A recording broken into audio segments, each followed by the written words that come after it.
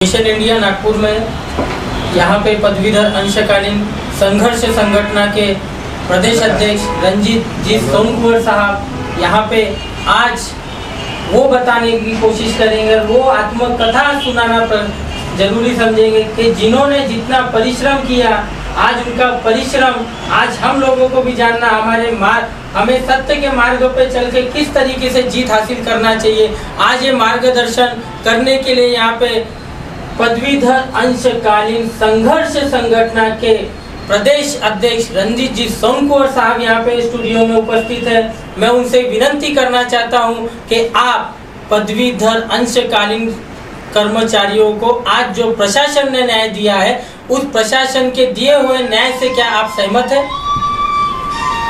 सबसे पहले mission India TV इनको धन्यवाद देना चाहता हूँ कि 18 साल की लड़ाई मिशन इंडिया टीवी के माध्यम से महाराष्ट्र के पदवीधर अंशकालीन कर्मचारियों के कान तक पहुंचाने की जो जिम्मेदारी मिशन इंडिया टीवी ने उठाई, और आज 2 मार्च 2019, 2 जनवरी 2019 इस दिन जो शासन ने शासन निर्णय निकाले, इसके लिए सबसे पहले ढेर सारा धन्यवाद मिशन इंडिया टीवी को देता हूँ।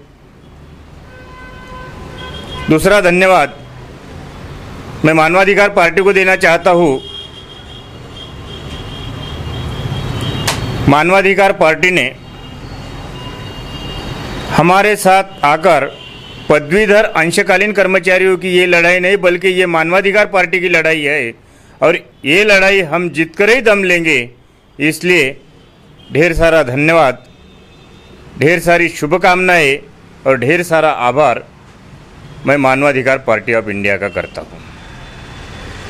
शासन ने जो 2/1/2019, 2 मार्च 2019 को जो कंत्राटी GR निकाला है, मैं पूरी तरह से इस शासन निर्णय से सहमत नहीं हूँ, लेकिन इस शासन निर्णय को मैं नकारता भी नहीं। पिछले 4 साल से जो मैं संगठन के माध्यम से शासन स्तर पर जो काम कर रहा हूँ, इसको अगर भूत भविष्य वर्तमान में आंका जाए तो सबसे पहले मैं भूत की बात करूँगा। हमने 4 साल में जो काम किए, 4 साल में हमने पहला काम ये किया कि ये जो पदवीधर अंशकालीन कर्मचारियों को शासन सेवा में सम्मिलित करना था, इसका कोई भी लेखा जोखा शासन के पास नहीं था, और था तो उसको संविधान के दायरे में कुछ भी महत्व नहीं था। इसीलिए पिछले 18 साल से जो संघर्ष चल रहा था, इस संघर्ष को कोई भी महत्व नहीं था। सबसे पहले हमने हमारी संगठन के माध्यम से इस विषय को संविधान के दायरे में बिठाया। इस संविधान को दायरे में बिठाने के बाद सामान्य प्रशासन विभाग, इन्होंने जो 3/10/2016 को शासन निर्णय निकाला, तब से अच्छी तरह से ये काम करना शुरू हो गया। आज इस काम के लिए संगठन के माध्यम से 22 आंदोलन हुए, और उसी 22 आंदोलन को महाराष्ट्र के आखिरी पदवीधर अंशकालीन तक पहुंचाने की जिम्मेदारी मिशन इंडिया ने उठाई थी। पानी में हमने आंदोलन किया, हमने ठंडी में आंदोलन किया, हमने गर्मी में 47 डिग्री सेंटीग्रेड तापमान जब था, तब बिना पिंडाल में हमने आंदोलन किया। इन सभी का नतीजा है कि जो आज 18,644 लोगों को आज 2 समय की रोजी रोटी मिलने वाली है। आज वर्तमान स्थिति अगर हम देखा जाए, तो वर्तमान स्थिति में हम लोगों के साथ जब मानवाधिकार पार्टी आई, तो हमारी ताकत जब पहले सिंगल थी, अब हमारी ताकत 10 गुना बढ़ गई। इतनी बड़ी ताकत हो गई कि आज हम नागपुर नहीं तो बॉम्बे तक लड़ाई लड़ने के लिए हम मानवाधिकार पार्टी के माध्यम से पूरी तरह से तैयार हो गए। इस लड़ाई लड़ने में सबसे बड़ा सामना हमको अगर करना पड़ा तो हमारे ही कर्मचारियों से हमको सामना करना पड़ा। शासन से सामना कम करना पड़ा था, लेकिन महाराष्ट्र के अंदर आज भी दलाल रूपी कोई संगठन है, इनके सामने इनका सामना हमको करना पड़ा कि उसी माध्यम से कई बार हमको ऐसा लगता था कि हम किसके लिए झगड़ रहे हैं। लेकिन एक जिद्द, एक धैर्य, एक मेहनत और एक चिकाटी, एक उद्देश्य हमारे सामने जो मानवाधिकार पार्टी ऑफ इंडिया के माध्यम से मानवाधिकार पार्टी के प्रदेश सचिव अपने सिद्धार्थ जी साखरे, माननीय प्रदेश उपाध्यक्ष सुरेश जी ठाकुर, इन्होंने जो हमको ताकत दी, उस ताकत के भरोसे जब 11/12/2018 को हमारा मंत्रिमंडल की बैठक हुई, बैठक में शासन निर्णय पारित करने का समय आया, तो मुझे तो भी लगता है कि 11/12/2018 से लेके 2 मार्च 2019 तक एक भी दिन ऐसा नहीं गया कि मानवाधिकार पार्टी ने इस शासन निर्णय के बारे में कुछ फॉलोअप नहीं लिया। सब फॉलोअप लिया, और जब आज निर्णय हुआ तो इस निर्णय का मूल्यमापन करने के लिए आज हम सब लोग इकट्ठा हुए। ये हमारी वर्तमान स्थिति रही।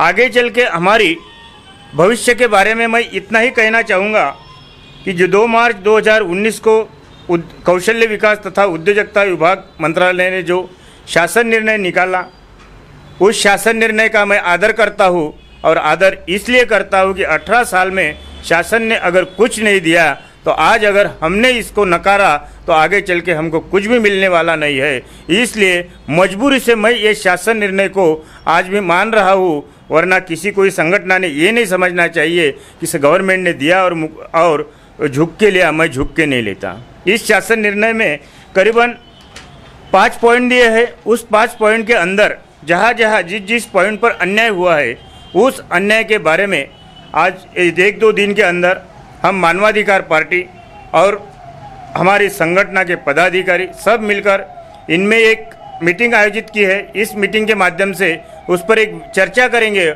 और सीधा हम महाराष्ट्र के मुख्यमंत्री देवेंद्र जी फडणवीस, महाराष्ट्र के राज्यपाल श्री विद्यासागर राव साहब, इनके सामने वो प्रस्ताव रखेंगे, और उस प्रस्ताव से हम उनको ये बताने वाले हैं कि आज ही हमारे पदवीधर अंशकालीन कर्मचारी 18 साल से अपने रोजगार से वंचित है। रोजगार तो मिला ही, तो इतने नीति और नियम डाल दिए कि वो सुनते सुनते हम थक जाएंगे। हमको एक जनरली ऐसी नौकरी मिलनी चाहिए।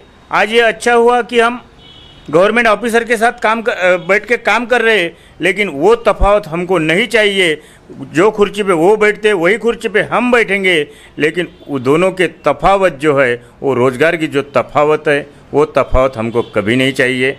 हमको वो स्टेबल रोज़गार चाहिए कि उस रोज़गार करते समय हमको 58 साल की गारंटी उस रोज़गार के अंतर्गत चाहिए कि जिस दिन मेरा 58 साल पूरा होगा उसी दिन मैं रिटायर होऊंगा।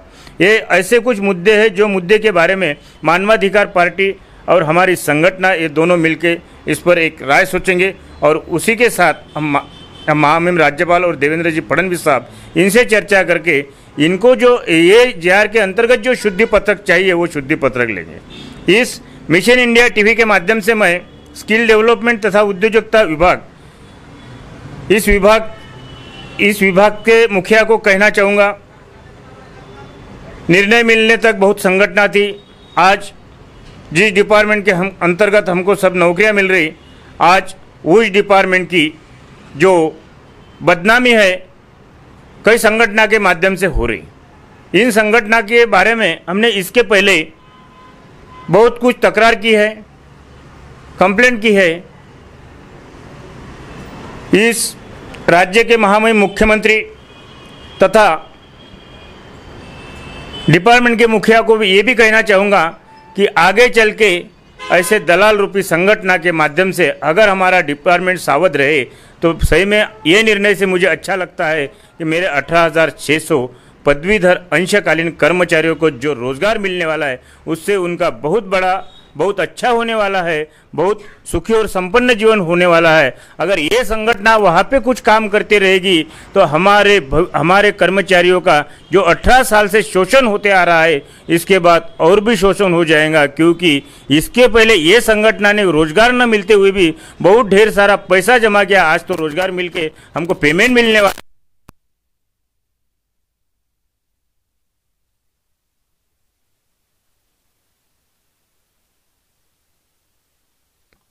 अगर ऐसा कुछ काम करते तो मेरे ऊपर भी प्रतिबंध लगा है, लेकिन मेरे पदवीधर अंशकालीन कर्मचारियों का शोषण नहीं होना चाहिए। और शोषण नहीं होने के लिए मेरी संगठन मानवाधिकार पार्टी ऑफ इंडिया कल से इस मैदान में तैयार है। जो कुछ भी हम लोगों को शोषण करते समय दिखेगा, उनके खिलाफ हम जरूर आवाज़ उठाएंगे।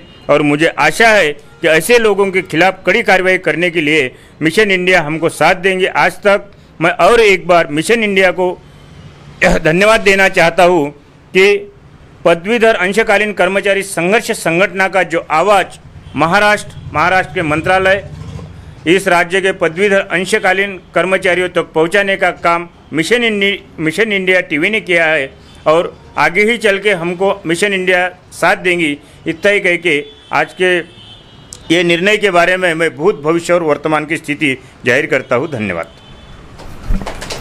जैसा कि आपने सुना कि हमारे सोन कुंवर जी साहब ने बताया कि भलो मेरे मन का नहीं मिला पर कुछ तो मिला, मैं उसी में समाधान करना पसंद करूंगा, नहीं से कुछ तो सही, ऐसे 2 शब्दों में उन्होंने जानकारी दी। उनकी जानकारी सुन के आज ऐसा लग रहा है कि शासन ने निर्णय लेने से पहले अपनी जो नीतियाँ है वो स्पष्ट बना के रखी थी, और उसका षड्यंत्र आज उन्होंने पदवीधर अंशकालीन कर्मचारियों के साथ फिर से दोबारा खेला। पर फिर भी उन्होंने अपने दिल पे हाथ रखा हमारे पदवीधर अंशकालीन कर्मचारियों ने, और इस निर्णय को अपने मन पे लिया, और वो इस निर्णय से सहमत है। ऐसा अभी यहाँ पे पदवीधर अंशकालीन संघर्ष संगठन के प्रदेश अध्यक्ष रंजीत जी सोन कुंवर साहब ने यहाँ पे दर्शाया, इसलिए मैं उनका धन्यवाद करता हूँ।